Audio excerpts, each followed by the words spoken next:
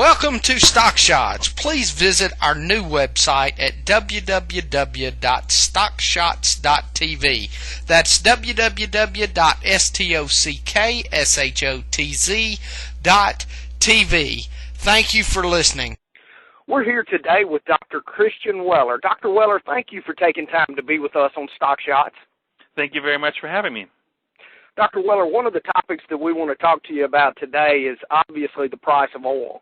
If oil stays over $100 a barrel for an extended period of time, what effect will that have on the domestic economy? I think when you look at oil prices, but also other commodity prices, the thing you have to keep in mind is that the most worrisome is the big up and down movements. So if oil moves up above $100 per barrel, it means that gasoline prices at the pump still have a long way to catch up in terms of the increases. So you can ultimately have a lot of volatility in terms of consumer prices, and that ultimately will mean disruptions in terms of household finances, but also disruptions at the farm level and among governments in terms of planning. And I think that's the biggest challenge that we're facing, that the rise in commodities prices, not just in energy, has really wreaked havoc on price signals, and that makes it much harder for businesses, for governments, for households to invest. I think this is probably the most drastic increase that I've seen in my lifetime. And I know there are a lot of consumers that are hurting right now, especially we don't know where this is going to go. When we got it up to $100 a barrel, I told the viewers on my show, I think the stock market itself, I don't know about the consumer, but I think the stock market is okay with oil at 100 to 110. I don't know past there. And now it really will begin to take a toll on the consumer, as you say. Several guests on our show have contended that the recent action of the Federal Reserve will lead to hyperinflation, which will exacerbate this problem. What do you think about the recent action of the Fed? Well, I think the Fed has done everything it can do in terms of stimulating the economy, helping to avoid a massive slowdown in the economy. The problem is that the Fed has basically one tool to address too many problems. We have a slowing in the labor market. We have a credit confidence problem to some degree. We have a massive trade deficit. We have a large budget deficit. There's a number of issues that need to be addressed in terms of macroeconomic management, and the Fed has essentially two shades of interest rate policy, and that's just simply not enough to get the economy on a better track. I think at this point that the blame doesn't lie with the Federal Reserve, but I think we need to get away from the idea that the Fed can solve all of these problems. I think we need to switch over and say, okay, well, there's other macro policy tools such as fiscal policy, but also regulatory policy that we need to employ to stabilize the economy, to put the economy on a healthier basis so it can grow at a much more sustained, faster rate over time, and that really requires ultimately looking at the various sources of instability that we have, commodity prices, budget deficits, trade deficits, among others, and address them with the appropriate macro policy tools, and that means ultimately going beyond just simply the Federal Reserve Bank's monetary policy. Could you give us an example of the type policy that you're talking about that you think would help the situation? Well, I think on the fiscal policy side, we have an economic stimulus, and a lot of people think an economic stimulus, that's it, we're done with it. I think that's a misreading of the numbers. I think you need to look at the longer term. You got to remember that the current crisis didn't just come out of the blue.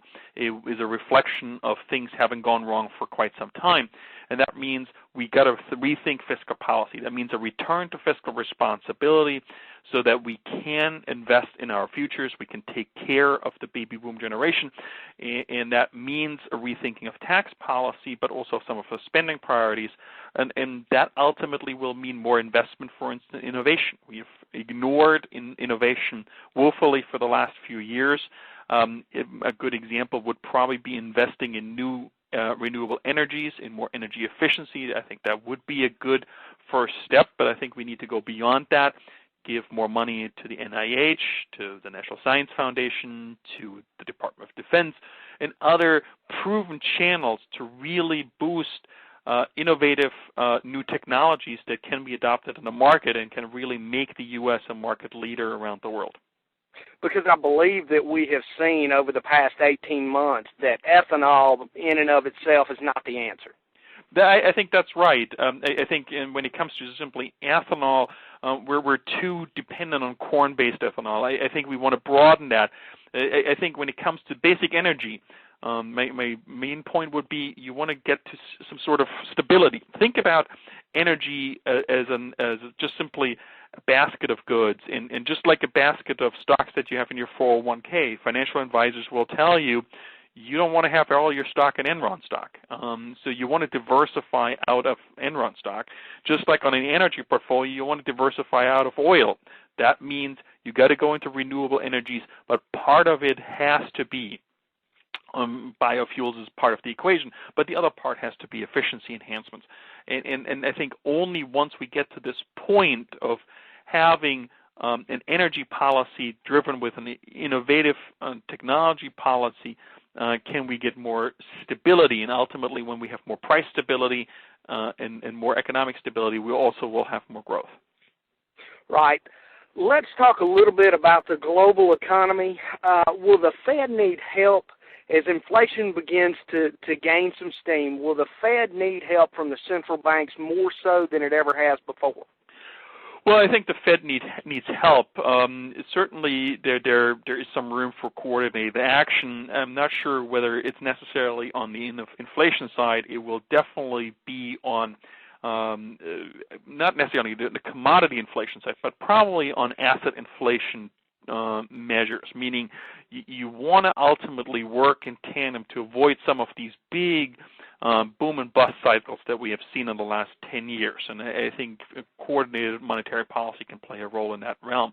But I think the other area in terms of macro management, we're too focused on the monetary policy side, and I think you do want to have fiscal policy in terms of investment innovation and renewable energies and energy efficiency, just as examples, to go in the same direction. The other part is regulatory policies to create more transparency in financial markets, to create more transparency in other markets, in quite frankly, in some of the intermediate goods markets.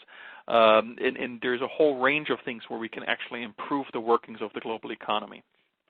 So it's fair to say that to solve the current problem, we're going to have to use tools that we have not readily used in the past. I think that's right. Out of the box, so to speak. You got to think about this as a massive global economy. Even the U.S. is $14 trillion large. To think that one simple policy tool will address all of the challenges that we have, I think is silly.